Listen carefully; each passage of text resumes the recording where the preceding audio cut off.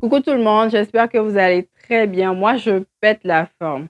Alors aujourd'hui, c'est une vidéo réaction, mais rien de bien méchant aujourd'hui.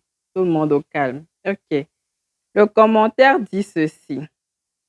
Merci d'avoir pris de votre temps pour nous produire cette consultation sur le cas d'espèce.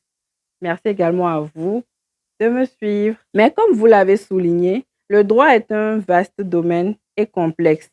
On peut donc trouver à redire de cette analyse. J'ai tellement aimé cette phrase parce que tout ce que je veux, c'est que si vous avez des apports à faire, j'aimerais bien les entendre parce que je ne possède pas la totalité du savoir. Vous connaissez aussi mieux que moi dans certains domaines. On peut donc trouver à redire de cette analyse. Et je suis surpris que les Congolais qui, dans cette affaire, cherchent non la vérité, mais une absolution de responsabilité de Fally Ipupa, se réjouissent. En temps, vous n'êtes pas dans leur tête, donc vous ne pouvez pas affirmer qu'ils se réjouissent ou qu'ils pensent ceci ou cela. Chacun a le libre choix de penser ce qu'il veut, comme il veut, donner son avis. D'accord? Donc, sur ce point, je ne suis pas du tout d'accord. Tout le monde est libre de penser ce qu'il veut. Continuons. En temps, les amis, le commentaire est très long, mais on va jusqu'au bout.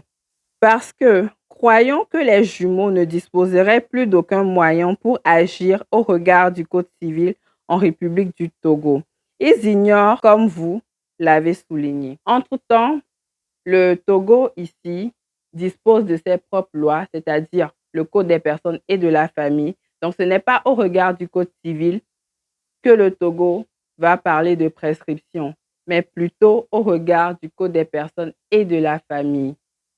D'accord? Et si même ce serait au Togo, je l'avais dit, cette prescription est de 2 ans et elle est évidemment déjà passée. En temps, on ne sait pas là où la prescription sera appliquée. Donc, monsieur, calmez-vous simplement. Il continue en disant que la prescription dans le cas d'espèce doit être vue au regard de la loi du ou des pays où réside l'artiste. Et pour la question des moyens dont Akoko doit disposer pour cette bataille, je pense que les organisations féministes et des avocats se mobilisent pour aider Akoko et ses enfants. Déjà, j'ai parlé de quelque chose qui est les preuves.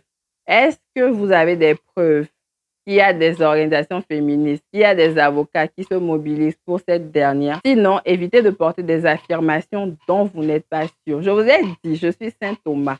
Tant que je n'ai pas vu, je ne crois pas. On doit voir Jésus là avant de croire. Jésus là, c'est les preuves, hein, les amis. C'est les preuves. Le commentaire est très long, je vous dis. Continuons. Il dit ceci.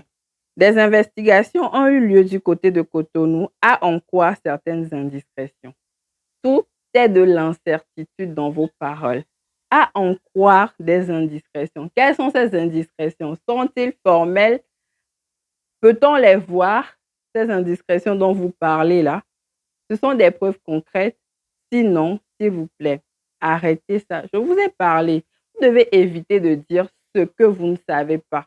D'accord? Parce que ici, on veut bien dire le droit. Rien que le droit, pas de la diffamation. Continuons.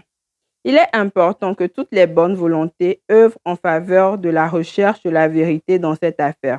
Par ailleurs, Fally Ipupa, que nous admirons tous, a intérêt à mieux communiquer sur la situation, car le fameux communiqué qui a circulé en son nom a plutôt renforcé la conviction de ceux qui pensent que les allégations de Akoko méritent une attention. Bon, cette partie m'a fait penser que j'ai eu à voir un communiqué de presse. Le staff de l'artiste a fait passer un communiqué de presse.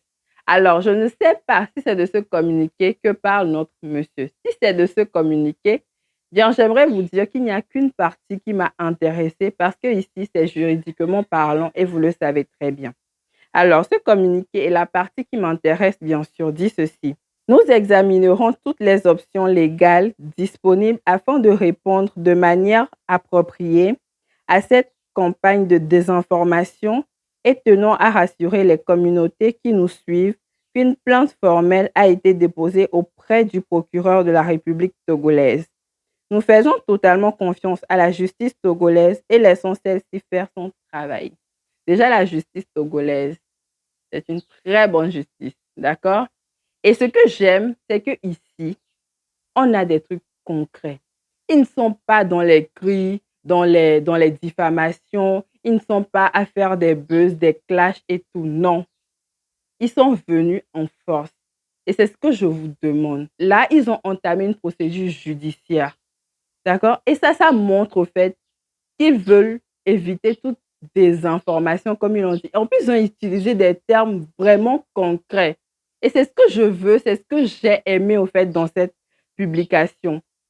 Et c'est ce que je demande à tout le monde.